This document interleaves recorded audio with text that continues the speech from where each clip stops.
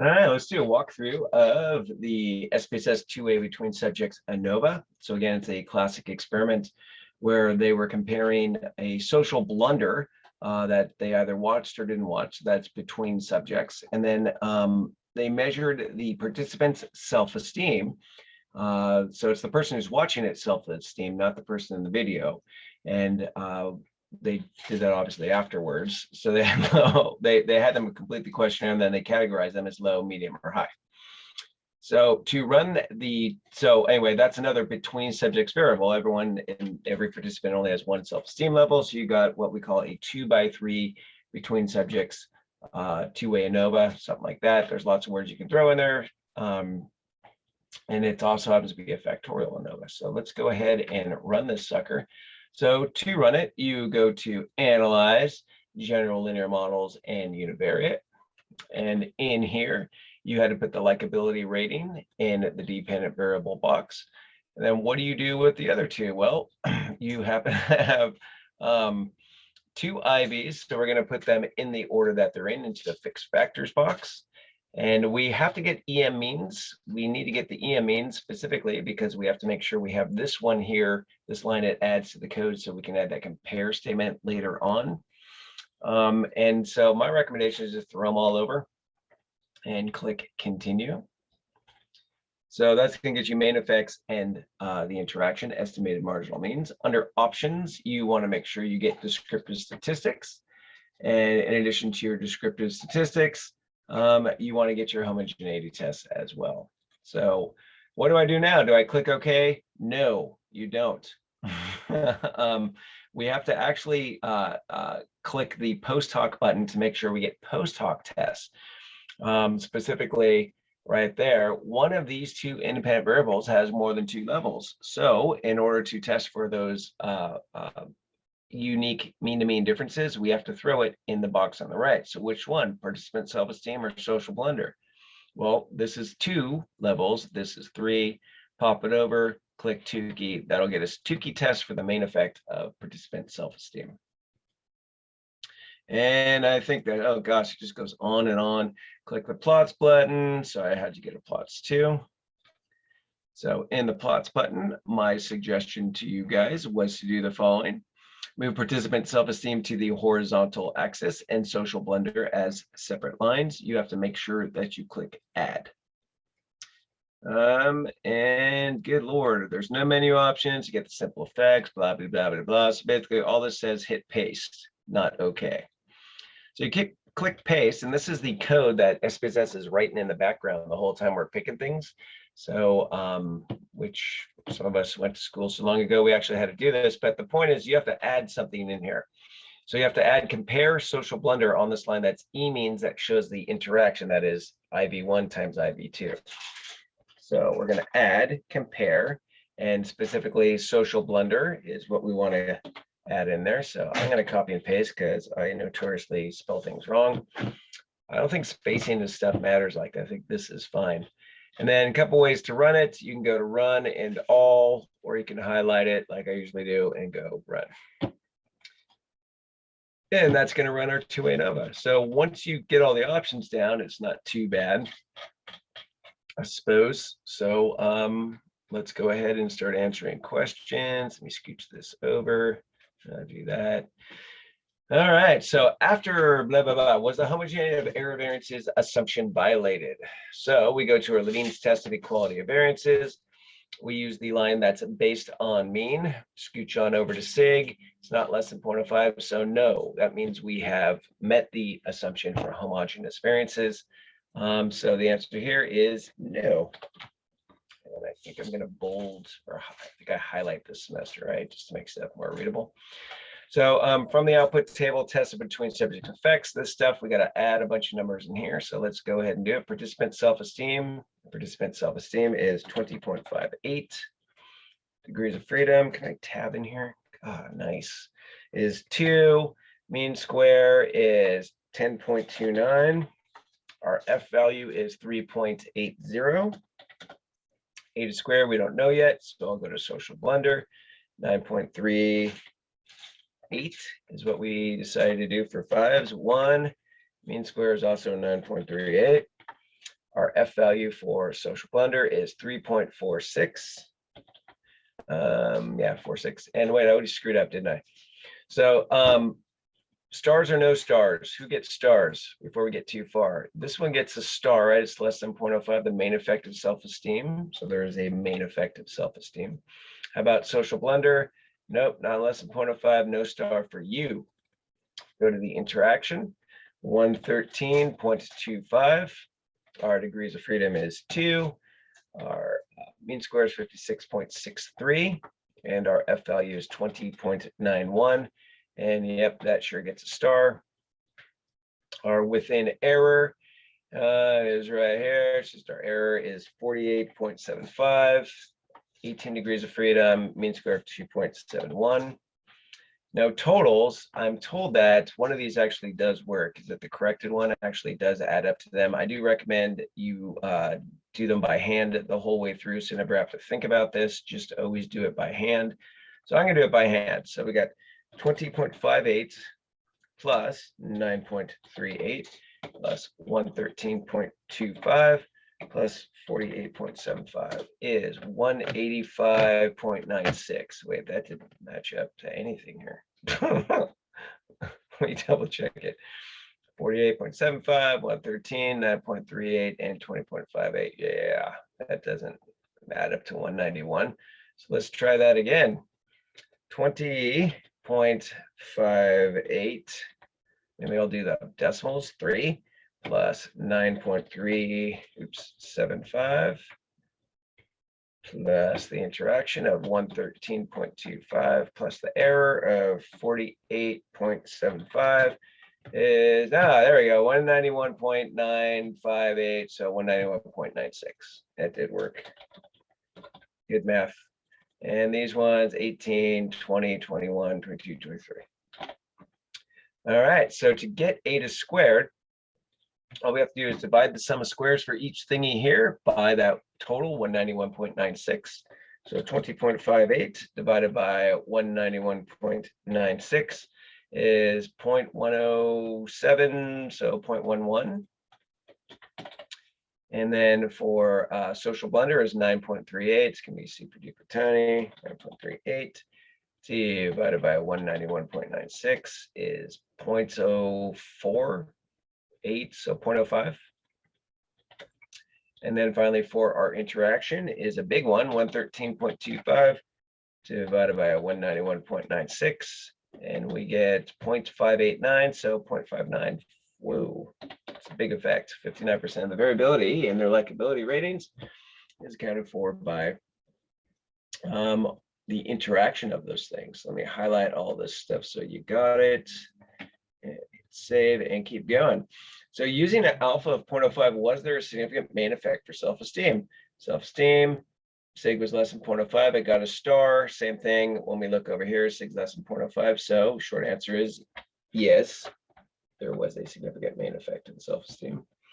So what the hell does that mean? What that means is if you ignore the fact that people are watching a blunder or not, those with low, medium, or high self-esteem differed from at least one of the others in their overall likability ratings of the guy in the video. So there's at least one difference among the self-esteem levels in likability ratings, and it's regardless of whether they saw the video or not. So we need the means for here, and there's actually two places to get them. The easiest place is right here, 9.25, 11, 11.375. You can also get them up here, but they're a little bit harder to find. 9.25, 11, and 11.38. So I'll do it the hard way. 9.25. Medium is 11, and high is 11.38. All right. Interpret the meaning. So we got to go to our Tukey tests. It's just like a one-way ANOVA at this point. And here they are. There's our Tukey tests. We just look for stars or sigs that are less than 0.05. So low versus medium, no difference. So there's no overall difference in likability range between those low and medium self-esteem. Low versus high, 0.047 is technically less than 0.05. So they are different. Low different from high. 9.25 different from 11.38. So those with high self-esteem rated the guy is more likable than those with low self-esteem, or vice versa, however you want to say it. So medium versus low, we've already talked about low versus medium. That's the same comparison, so skip it. Medium versus high is 0.892, not significantly different. So of the three possible comparisons, low to medium, low to high, medium to high, the only one that differs is low to high. And those with low self-esteem rated the guy as less likable than those with high self-esteem. So that's what I'm going to say. Let's see. Participants with low self-esteem rated had lower overall likability ratings than those with high self-esteem. And if you want to be totally complete, you then say something like, I mean, really detailed would be low did not differ from medium, and medium did not differ from high. That would be the complete story, I suppose. Do you got to do it all? Not here. It doesn't hurt though to get in the habit of doing that. Oops. Normally you would talk about all differences that existed or didn't differ. All comparisons that differed or did differ in your data set. So using alpha of 0.05, was there a significant main effect of social blunder? Scooching back up to here, social blunder, no, that's not less than 0.05, so no, there was not. Oh, and I didn't highlight these in yellow. So I'm going to go ahead and do that and be a good professor, a better professor, and no. All right, scooching along. So what are the means that were being compared? So again, you can get them here, social blunder 9.92 and 11.17, or up here in the descriptives table, 9.92 for those who saw the spill. So that would be blunder. That would be 9.92. And no blunder is 11.17. The benefit here is it sort of pre-rounded it for you, I suppose. Okay. Interpret the results of this main effect. Yes, so overall, those who saw the guy commit, so let me drop down level. So 9.92 is not different from 11.17. So those are people over all the self-esteem levels. So we're pretending that's not even here, who saw the guy spill coffee versus not spill the coffee. No difference in the average ratings as a function of whether they saw him spill the coffee or not, when you disregard self-esteem. So those who did and did not see the, I guess, social blunder had about the same average or mean likability ratings, something like that, not significantly different, however you want to say that. There is no difference in likability ratings between those who saw the man spill the coffee or not. Anything like that is fine. So using alpha of 0.05, is there a significant two-way interaction between self-esteem and social blunder? Okay. Survey says, yes, indeed there was. The other way is we've already done the table. So yep, there sure is. So answer here is yes, there was. So let's get the means. And again, there's more than one place to get the means. Here's one place to get them, but they're not pre-rounded, but they're all 0 for the third digit. So that's not hard. Or you can get them up in here. For low self-esteem, blunder, no blunder, medium, blunder, no blunder, high, blunder, no blunder. So low blunder, 6.25 was their average rating. High blunder, 12.25, big difference. Medium blunders, 13.25. And medium no blunder, 8.75. High blunder, 10.25. And high no blunder was 12.5. All right, highlight these suckers too, get that going.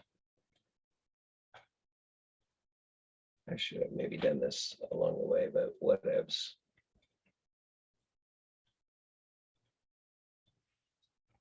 right, and let me double check those against down below to make sure I'm not wrong, that they should be the same numbers. 6.25, 12.25, 13.25, 8.75, 10.25, 12.5. So they do match.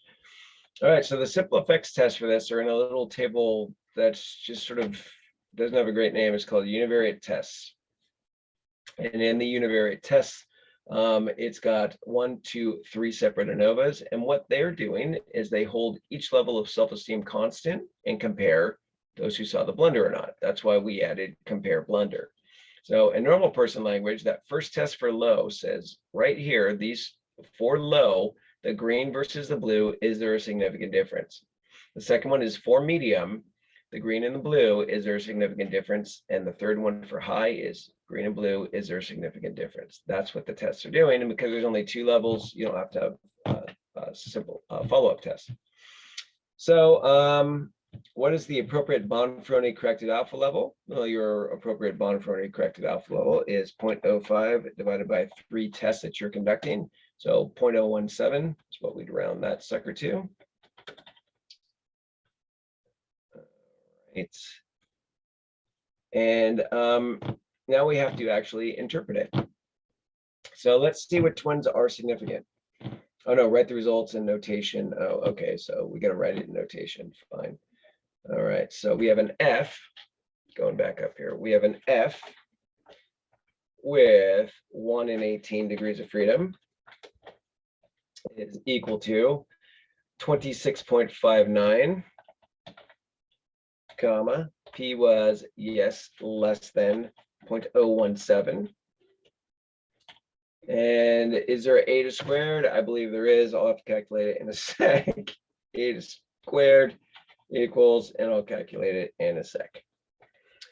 And let me just put this in fancy format, and actually I know where eta is, don't I? Insert. This is why it's dangerous for me to do things to this. I got eta up there, nice. So we got an F. That's going to be like that. We'll get super fancy on this. Someone's texting me. P less than there, eta squared at the end. All right. So I am going to be lazy, and I'm going to highlight. I'm going to be lazy and copy this and paste it to the other ones and just modify it. All right, it's going to go there and it's going to go here. We just got to change a couple things. So for this next one is medium. The F is 14.95 and P less than 0.05. Yes, yes, it is. So for high self-esteem, our F is 3.74. And P less than 0.017, it sure isn't. It's greater than 0.017. So now we just got to calculate our eta squareds. And so the formula for calculating eta squareds, I really wished I would have just put it here for you. But let's actually go to the lectures, and I'll show you where it actually presents that. At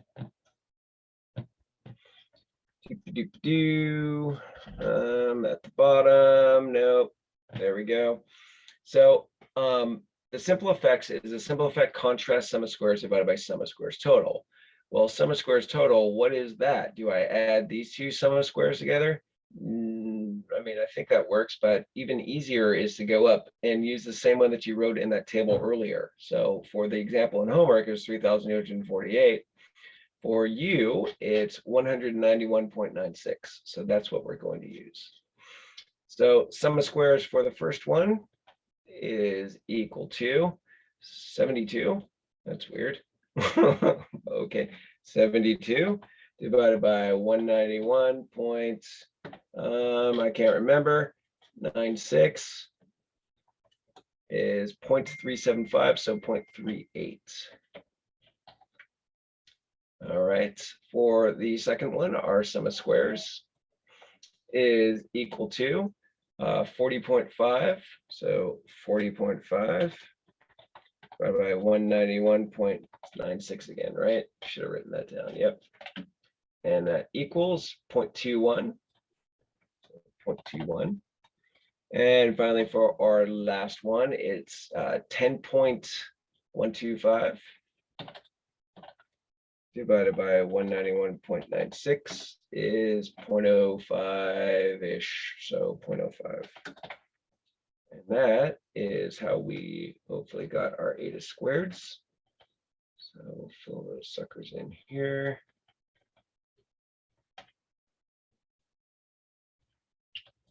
All right, we are getting there. So interpret the results. So a couple ways to do this. Here's how I do this. I do this visually. So I know the first, for low, the two dots differed. For medium, the dots differed. For high, they did not differ, right?